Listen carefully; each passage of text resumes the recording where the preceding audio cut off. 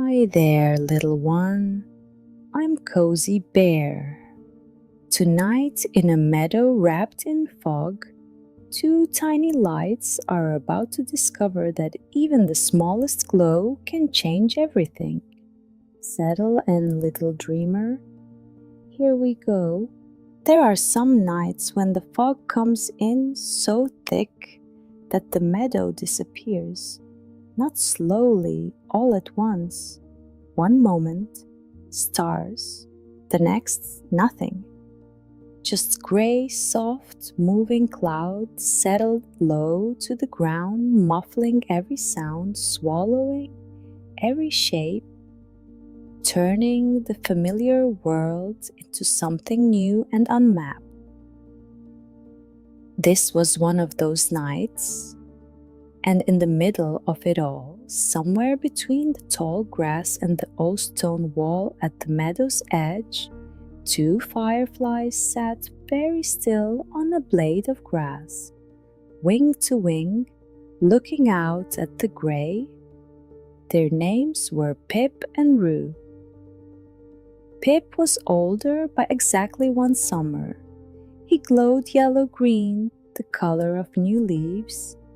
Rue was smaller and glowed a warmer gold, almost amber, the color of late afternoon. They had been friends their whole lives, which for fireflies is a very important thing to say. I can't see anything, said Rue. Neither can I, said Pip. They were quiet for a moment, listening to the fog. It didn't make a sound exactly, but it had a presence. A soft, close, muffling weight that changed the quality of silence. "We're supposed to find the sleeping willow tree before midnight," said Rue, "for the gathering. Every year all the fireflies in the meadow gathered at the great willow that stood at the far edge near the stream. They had done it for as many years as anyone could remember. But the willow was on the other side of the meadow, and in this fog, the other side of the meadow might as well have been the other side of the world. "I can't see the stream," said Pip. "I can't see the wall," said Rue. "I can't see anything past my own wings," said Pip. They sat with that for a while. "We should stay here," said Pip at last. "Wait for the fog to lift. Go in the morning." "The gathering is tonight," said Rue. "The gathering is every year. We'll go next year." "That's not the same." Pip looked at her. She was glowing a little brighter than usual, the way she always did when she felt something strongly. "It's one night," he said, more gently this time. "It's our night," said Rue. "The night everyone comes together. The one night the whole meadow glows at once. I don't want to miss it, Pip. I don't want to just wait it out." Pip was quiet. He thought about the fog.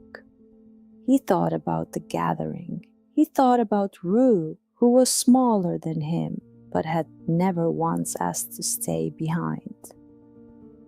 "All right," he said, "then we go together." Rue's glow pulsed warm and bright once. "Together," she said. They lifted off the blade of grass and flew slowly into the gray. The fog was strange to move through.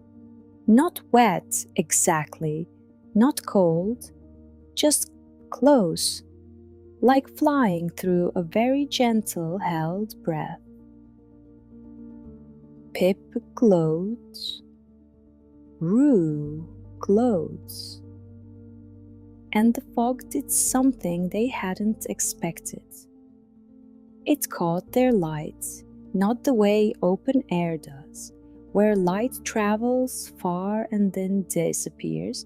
In the fog, the light scattered and spread, surrounding them both in a soft circle of green-gold warmth.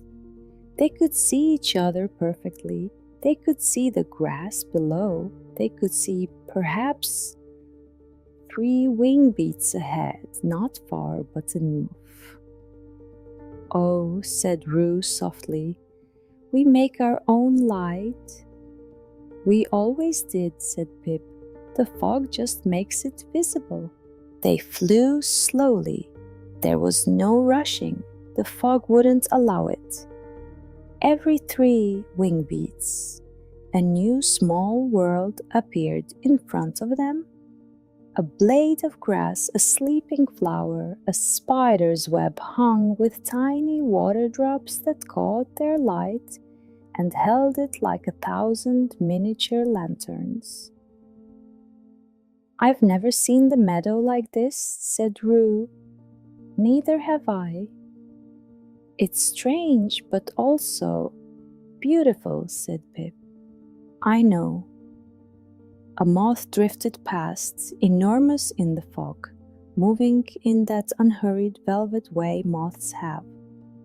A cricket sang somewhere close. One long note, then silence, then one long note again, as if it was saying, "Still here, still here, still here." The fog muffled the world, but it did not empty it.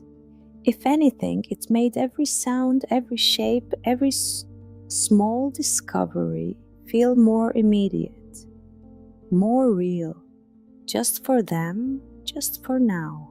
They flew for a long time, long enough that Pip began to wonder if they had gone in circles, long enough that Rue's glow had grown quieter.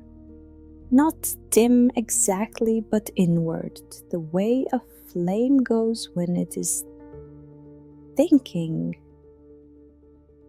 "I don't know where we are," Pip said finally. He had been not saying it for a while. "Neither do I," said Rue. Another silence. "Are you scared?" he asked. She thought about it honestly, the way Rue always did. "A little," she said, "but not the bad kind of scared, more like the kind where something could go wrong but hasn't yet, and you're still here, and I'm still glowing, and we're still together." Pip felt something settle in his chest. "That's a very good kind of scared to be," he said. And then, ahead of them, through the grey, a light. Not one light, 1,000.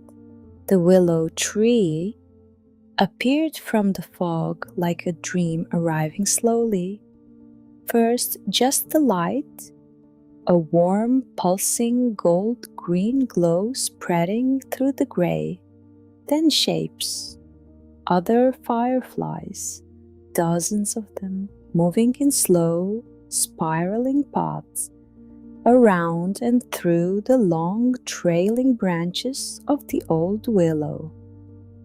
The fog caught all of it and held it, the whole tree alive with scattered light, as if someone had shaken a jar of stars into the branches and let them settle where they liked. Pip and Rue flew into it without a word, into the warmth, into the light, into the soft steady pulse of 100 small glows, finding the same rhythm. Not because anyone had asked them to, but because that is what happens when lights that have been apart come together. They simply sing, they simply belong.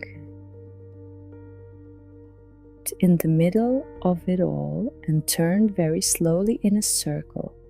Her glow was the warmest it had been all night, amber and gold and full. "We made it," she said. "You didn't want to wait it out," said Pip beside her. "No," said Rue, "I didn't, and I was right." Later, when the gathering was done and the meadow had grown still, Pip and Rue found a branch on the willow tree and settled side by side. Their glows slowed, softened, grew steady and low, the way firefly light does at the end of a long night, becoming less a flash and more a gentle, continuous warmth. The fog was still there. It had not lifted, but it felt different now, not like a problem, not like something to wait out, just the night being the night and them being in it, together. There are nights, little one, when everything goes gray, when the way forward is hidden and you cannot see past your own next step. Those are the nights to glow anyway. Not because you know where you're going, but because your light, small as it is, makes the path visible for just one more step. And then one more, and then one more. And sometimes if you keep glowing, you find that the dark was full of other lights all along, just waiting for yours to find them.